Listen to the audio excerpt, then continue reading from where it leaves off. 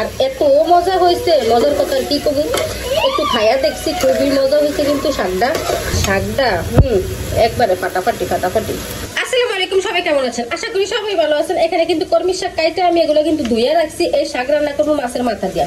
রুই মাছের 3টা মাথা ছিল, 3টা মাথার ভিতরে কিন্তু আমি হচ্ছে যে এই যে মাথার ঠুলি কিন্তু 2টা রাখছি, আর একটা কিন্তু ফালাই দিছি। আর এই মাছগুলো কিন্তু আমি মাথা থেকে পাইসা নিছি। এই যে কাঁটাগুলো দেখতেছেন এইদিকে আছে, কারণ হচ্ছে যে কাঁটাগুলো খুবই বিরক্তজনক একটা জিনিস, খাওয়ার সময় খুবই ডিস্টার্ব করে, সেজন্য হচ্ছে যে ছোট ছোট কাঁটাগুলো আমি পাইসা নিছি।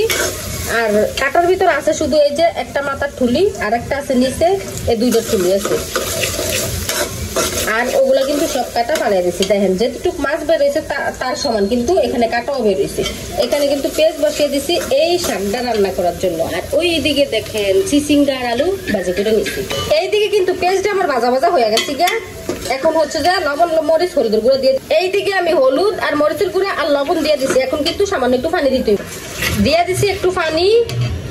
এই যে জলটা বলক আসলে কিন্তু আমি শাকটা দিয়ে দিব, কারণ এই জলের মধ্যে কিন্তু শাকটা আমি ভালোভাবে সিদ্ধ করে নিব।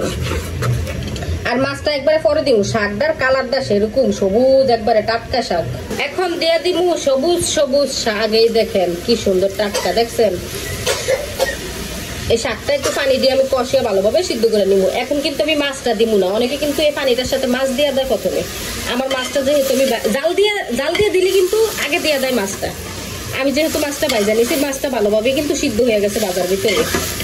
মাছটা আমি আরো কিছুক্ষণ পরে দিব। এখানে কিন্তু সবগুলো শাক দিয়ে দিছি। এখানে এই যে দেখেন কালারটা কিন্তু একবারে সবুজ টাটকা। কিছু শাক আছে পাকনা কালার, দেখতে কিন্তু ভালো লাগে না। এগুলো কিন্তু একবারে কচি শাক, দেখছেন?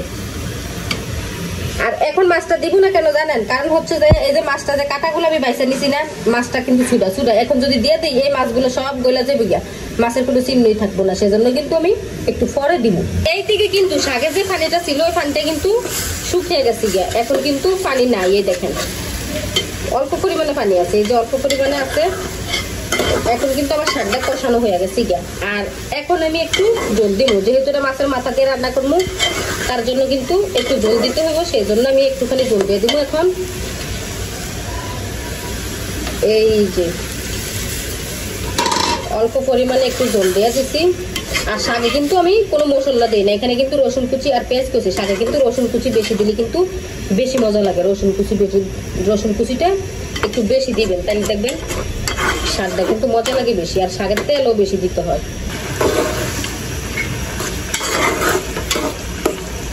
এখন কিন্তু আমি মাছের মাথাগুলা দিয়ে দিব।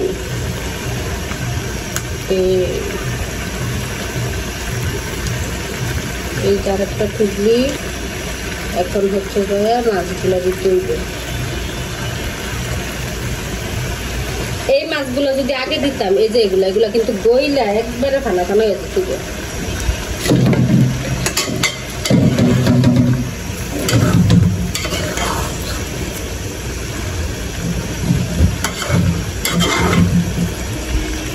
এখানে কিন্তু শাকটা আমার রান্না হয়ে গেছে, দেখছেন কালারটা কত সুন্দর দেখা যাচ্ছে শাকের। আর এত মজা হয়েছে, মজার কথা আর কি কবি, একটু খাইয়া দেখছি খুবই মজা হয়েছে কিন্তু শাকটা। এই দেখেন কালারটাও কি সেরকম একটা কালার, দেখছেন? এখানে কিন্তু কোনো ঝোল নাই, এখন লাগা যেতেছে যে দেখতেছেন। এখানে আমি ঝোল কিন্তু রাখি না, একবারে শুকনা করে নিচ্ছি। আর শাকটা একবারে ফাটাফাটি। এই যে শাকটা কিন্তু আমি আরেকটা কড়াইতে নিয়ে নিছি, এই যে দেখতে পাচ্ছেন। এই দেখেন তেলটা কিন্তু সাইড দিয়ে বের হয়ে গেছে, এখানে কোনো ঝোল নাই। তো কেমন হয়েছে অবশ্যই বলবেন। সবাই ভালো থাকবেন, সুস্থ থাকবেন। আল্লাহ হাফেজ।